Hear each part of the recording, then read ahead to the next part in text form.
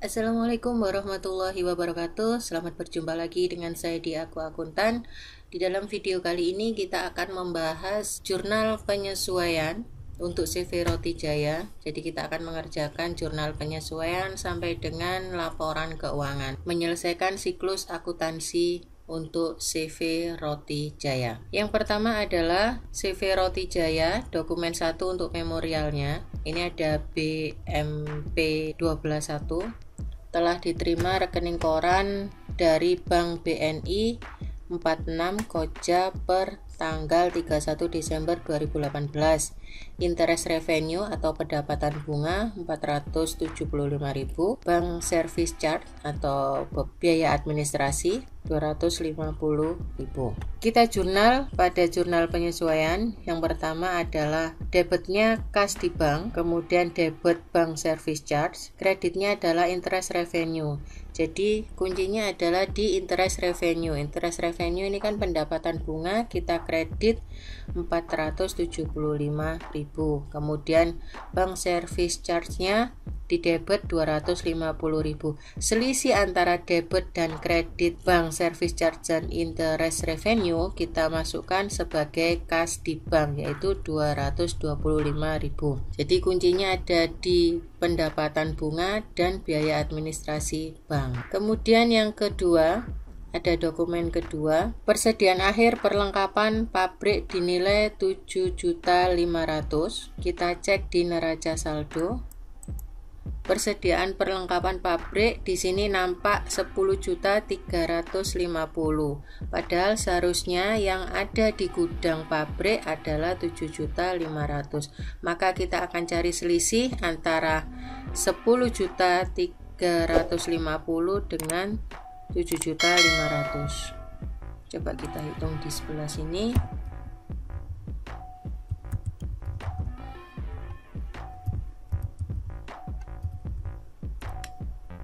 Oke, maka akan terjadi pemakaian perlengkapan pabrik 2.850.000. Nanti kreditnya akan kita catat sebagai perlengkapan pabrik. Kita cek di jurnal penyesuaian.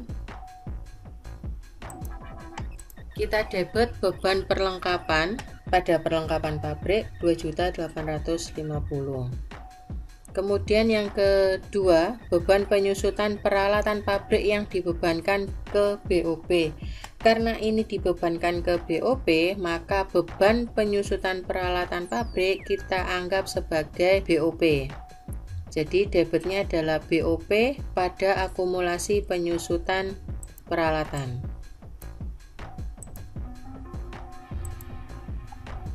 Jadi biaya overhead pabrik debit, akumulasi penyusutan peralatan pabrik kredit sebesar 375.000. Selanjutnya beban penyusutan bangunan dan beban penyusutan kendaraan ini sama. Debitnya adalah beban penyusutan bangunan pada akumulasi penyusutan bangunan dan beban penyusutan kendaraan pada akumulasi penyusutan kendaraan sebesar ini. Jadi kita tidak perlu menghitung lagi.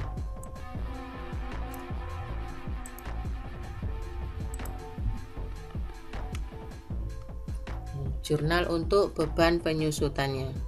Kemudian yang terakhir nomor 5 adalah listrik, air, dan telepon bulan Desember akan dibayar pada bulan Januari 2015. Soalnya masih salah ini. Harusnya 2018 sebesar 1.250.000. Karena ini beban yang terjadi di bulan Desember dan dibayarnya pada bulan Januari, maka ini akan menimbulkan hutang beban. Jadi kita anggap sebagai hutang beban. Debitnya adalah beban listrik, air, dan telepon sebesar 1.250.000 pada hutang beban. Oke, seperti ini. Beban listrik, air, dan telepon pada hutang beban. Selanjutnya dokumen 3, pencatatan PPN income dan PPN outcome sesuai dengan faktur pajak. Maka kedua akun tersebut dapat ditutup, saldonya dipindahkan ke utang PPN. Jadi kalau sebuah akun itu akan ditutup, maka dia akan dipindahkan ke akun lawannya. Jadi kalau PPN income ini normalnya ada di debit, maka nanti akan kita tutup di sebelah kredit. Kebalikannya untuk PPN outcome, karena dia normalnya ada di kredit, maka untuk ditutup kita akan tutup di sebelah debit. Oke, seperti ini. PPN outcome-nya debit, PPN income kredit. Selisihnya akan muncul hutang pajak. Angka ini adalah nampak di neraca saldo yang sudah kita buat setelah posting buku besar. Kita cek PPN outcome-nya 2.337.000. PPN outcome. Ya, seperti ini. Lalu kita jumlah dari jurnal penyesuaian ini. Dari jurnal penyesuaian ini kita akan masukkan ke dalam worksheet atau kertas kerja, atau kita sebut neraca lajur, sama saja. Kita susun neraca lajur 5 kolom, yaitu kolom untuk neraca saldo, ayat jurnal penyesuaian, neraca saldo setelah penyesuaian, rugi laba, dan neraca. Data untuk saldo akun yang ada di kolom neraca saldo ini adalah kita ambil dari neraca saldo per 31 Desember ini. Setelah kita posting dari buku besar, kita susun neraca saldo ini, kemudian kita posting ke neraca lajur. Kemudian akun-akun yang berkaitan dengan jurnal penyesuaian ini kita posting ke neraca lajur. Nih, di sini kita sudah melakukannya. Jadi untuk pengecekannya bisa dicek untuk jumlahnya. Debit kredit harus selalu balance. Jadi ini debit kredit, ini debit kredit. Harus selalu balance. Bagaimana cara menghitung neraca saldo setelah penyesuaian? Jika dia bersaldo normal di debit, maka untuk menghitung neraca saldo setelah penyesuaian adalah neraca saldo debit ditambah AJB debit dikurangi AJB kredit.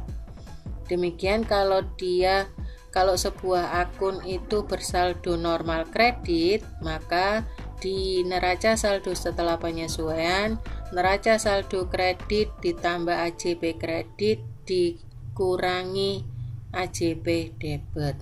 Ini hasilnya. Harus balance. Selanjutnya, step yang harus kita lakukan adalah memasukkan saldo dari neraca saldo disesuaikan. Kita pilih mana yang masuk akun rugi laba, mana yang masuk ke kolom neraca. Kuncinya adalah kalau di kolom neraca kita ambil akun-akun yang berawalan 1, 2, dan 3. Jadi akun-akun inilah yang masuk ke kelompok neraca. Jadi tinggal kita pindahkan saja angka-angka yang ada di neraca saldo setelah penyesuaian ini, kita pindahkan sesuai kolomnya. Kalau di debit ya berarti kita pindah di neraca debit. Kalau di NSD-nya kredit, maka di neraca juga kredit. Nah, untuk laba rugi berarti kita mulai dengan akun 4, 5, 6, dan seterusnya. Jadi ini adalah yang masuk ke kolom rugi laba. Setelah kita pindahkan neraca saldo setelah disesuaikan ke kolom rugi laba dan neraca, kita hitung totalnya. Total dari rugi laba dan neraca selalu ada selisih. Nah, selisih ini nanti yang disebut laba atau rugi. Jika posisi kredit di laba rugi ini debit, jika posisi kredit di rugi laba lebih besar, maka ini disebut laba. Selisih antara rugi laba dan neraca harus sama. Jadi kalau di sini adalah selisihnya adalah Rp4.840.990, maka di neraca pun juga harus sama. Jika di rugi laba selisihnya kita letakkan di debit, maka di neraca harus di kredit. Kebalikannya, kalau di rugi laba kredit, maka di neraca harusnya di debit dan dengan angka yang sama. Saldo ini harus sama antara debit dan kredit. Neraca juga demikian, debit dan kredit harus balance. Jika sudah balance apa yang kita masukkan ke dalam neraca lajur, maka kita susun laporan laba rugi. Laporan laba rugi yang kita susun cukup berdasarkan dari kelompok 4, 5, 6 sampai dengan 8 dan 9. Jadi kuncinya adalah kita cukup memperhatikan kolom laba rugi ini yang saya blok ini, cukup memperhatikan ini. Jadi nanti akun-akun yang ada di kolom laba rugi ini nanti yang akan kita catat di laporan laba rugi.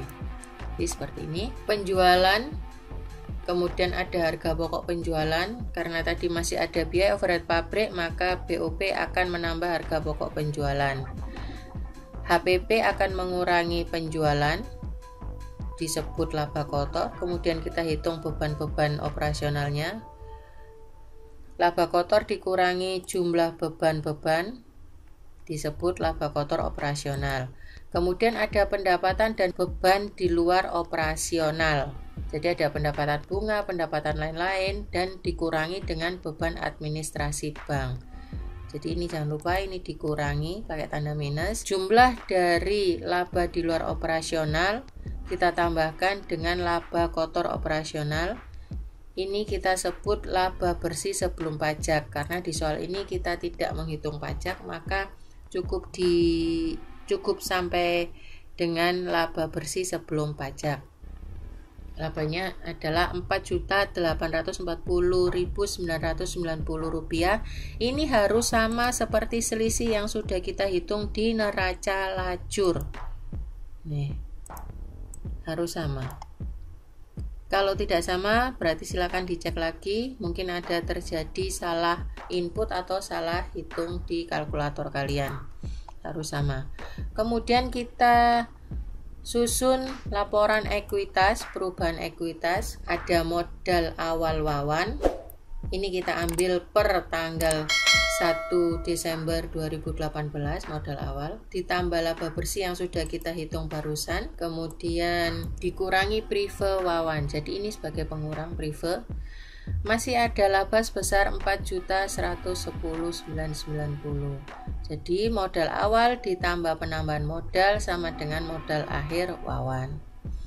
Kemudian kita susun laporan perubahan posisi keuangan. Jadi yang ada di neraca lajur tadi kelompok 1 sampai dengan 3, angka-angka inilah yang akan masuk, akun-akun ini yang akan masuk ke dalam neraca atau laporan posisi keuangan. Nah, ini hasilnya. Jadi kita susun semuanya di laporan perubahan posisi keuangan. Yang perlu diperhatikan adalah untuk ekuitas, karena kita sudah menghitung perubahan ekuitas, maka ekuitas wawan yang masuk ke dalam laporan perubahan posisi keuangan adalah modal akhir wawan. Jadi sesuai dengan ekuitas yang sudah kita hitung sebelumnya, 291 juta sekian. Ini sama. Dan harus balance antara total aktiva dan total pasiva. Selanjutnya kita susun cash flow. Cash flow untuk memudahkan kita gunakan metode langsung aja. Jadi ada penerimaan kas dikurangi pengeluaran kas. Dari mana angka-angka ini dapat kita temukan? Ini bisa kita temukan pada rekapitulasi jurnal penerimaan kas, jurnal pengeluaran kas, juga dari petty cash. Ini bisa kita dapatkan dari sana. Secara mudah kita kelompokkan saja penerimaan kasnya, total penerimaan kas dikurangi jumlah pengeluaran kas. Kemudian ada jika terjadi saldo lebih, maka ini disebut kenaikan kas. kita tambahkan dengan saldo awal kas. Jadi ini kas dan kas di tangan. Kemudian kita jumlahkan, maka hasil akhirnya harus sama dengan kas di bank dan kas di tangan. Total antara kas di bank dan kas di tangan 25 juta sekian. Ini harus sama. Selanjutnya kita susun closing journal atau jurnal penutupan. Bagaimana cara menyusun closing journal? Kita dapat berpedoman pada neraca lajur tadi. Jadi, akun-akun yang masuk ke dalam laporan laba rugi ini adalah akun-akun yang akan kita tutup closing journal. Jadi yang ada di posisi kredit kita pindahkan ke debit, dan yang ada di debit kita pindahkan posisinya di kredit. Kita cek. Jadi penjualan tadi adalah di kredit, kita pindahkan ke debit. Jadi pendapatan-pendapatan kita pindahkan ke debit, sedangkan beban-beban kita pindahkan ke kredit. Selisih antara debit dan kredit kita masukkan sebagai harga pokok penjualan. Nih selisihnya. Selanjutnya, karena sebelumnya kita sudah memiliki harga pokok penjualan yang ada di debit ini, maka akan terjadi selisih antara harga pokok penjualan debit dan di sini ada harga pokok penjualan kredit. Kita hitung selisihnya 38 juta sekian, ini kita kurangkan dengan 33 sekian. Hasilnya adalah selisihnya adalah 4 juta 849,90. Ini sesuai dengan laba rugi yang sudah kita hitung. Jadi kita anggap sebagai harga pokok penjualan. Ini sudah saya tulis sebagai laba. Karena ini laba, maka akan menambah ekuitas Wawan, akan menambah modal. Kemudian yang selanjutnya adalah kita tutup prive. Prive ditutup di sebelah kredit, maka prive akan mengurangi modal Wawan atau ekuitas Wawan. Jadi seperti ini jurnalnya. Sangat mudah sekali, bukan? Lalu yang terakhir adalah neraca saldo setelah penutupan, post closing trial balance. Angka-angka ini bisa kita dapatkan dari neraca yang sudah kita susun sebelumnya ini. Namun untuk post closing trial balance bentuknya adalah dari atas ke bawah.